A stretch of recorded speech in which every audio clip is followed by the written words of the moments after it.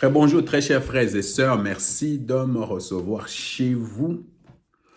Je suis votre frère, le docteur Raphaël Epaikamba. Je parle avec nous sur l'imposition de main, une doctrine fondamentale de la foi chrétienne. Et c'est un acte d'obéissance et c'est un acte de foi. Mais surtout, c'est un acte simple, un geste simple par lequel Dieu va t'utiliser, va m'utiliser pour transmettre son onction, pour transmettre une bénédiction, pour bénir quelqu'un, pour guérir quelqu'un, pour délivrer quelqu'un, pour remplir quelqu'un, euh, pour changer le destin de quelqu'un. Mais toi, tu dois le faire, tu dois imposer tes mains. C'est quelque chose d'important. Alors aujourd'hui, je vais parler de l'imposition de mains dans l'Église avec fonction d'huile qu'on trouve dans Jacques chapitre 5, versets 13 à 18. Alors je vais lire cela. L'un de vous passe-t-il par la souffrance qu'il prie? Un autre est-il dans la joie qu'il chante des cantiques? L'un de vous est-il malade qu'il appelle les responsables de l'Église qui prieront pour lui après lui avoir fait une onction d'huile au nom du Seigneur? La prière faite avec foi, d'abord, je dois commenter ici. Nous, chrétiens, quand nous allons à l'hôpital, nous allons prier pour le malade, nous n'allons pas prier pour leur donner leur dernière onction.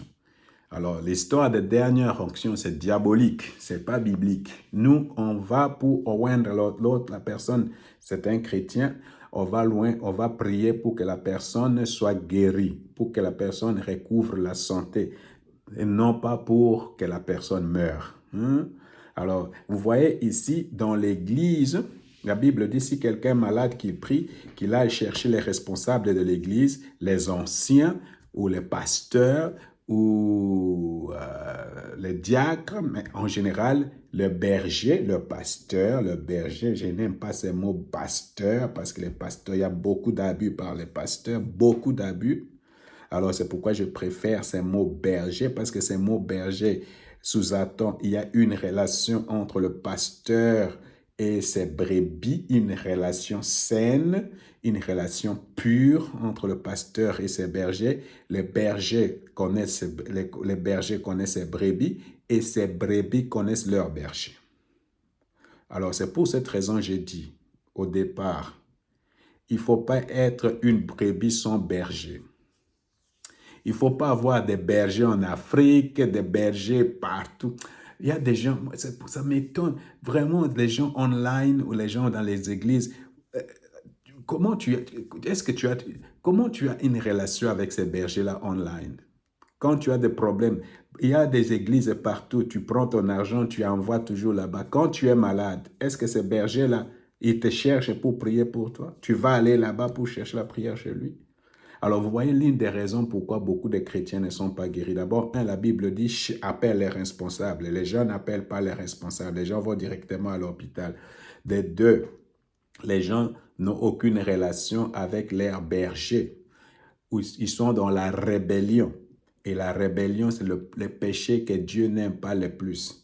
Parce que ce péché-là est lié à l'orgueil. Tu dois trouver une église et être membre d'une église sous l'autorité d'un pasteur qui te connaît, que toi tu connais.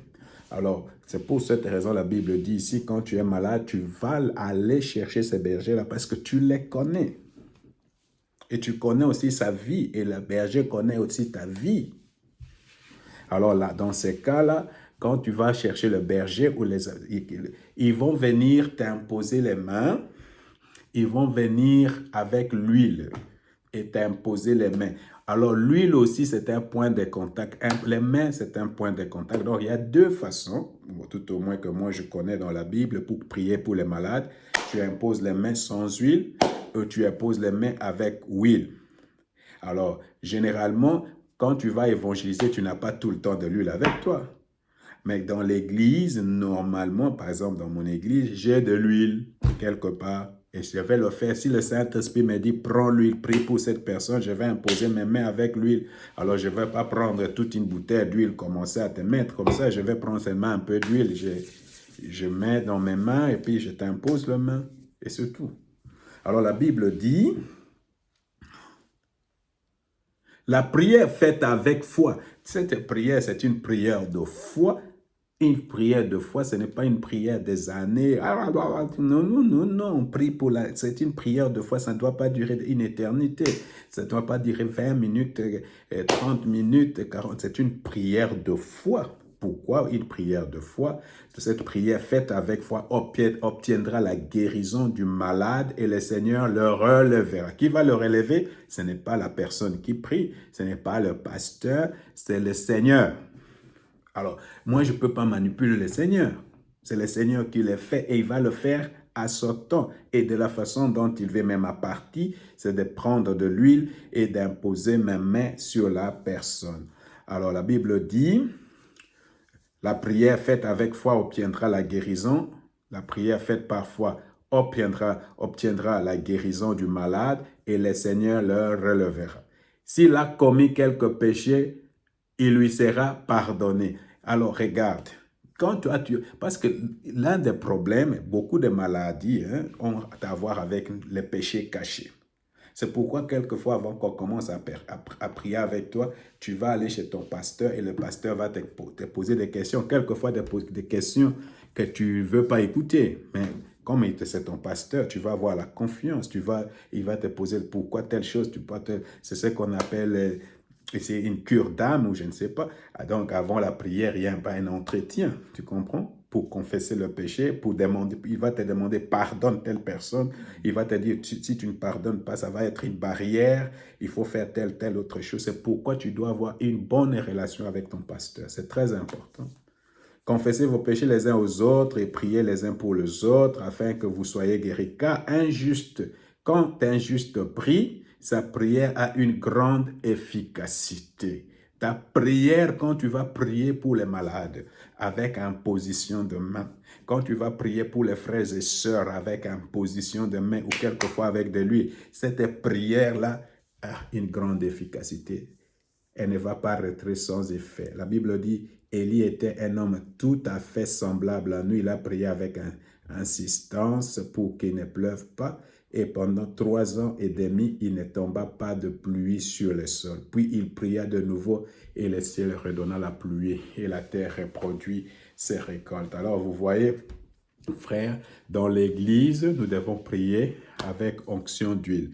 Mais s'il n'y a pas de l'huile, ce n'est pas un problème. Ça ne doit pas t'empêcher de mettre tes mains et de prier pour les personnes. Par cela, il y aura quelque chose qui va se produire, la guérison ou la délivrance ou quelque chose comme ça. Vous comprenez, hein?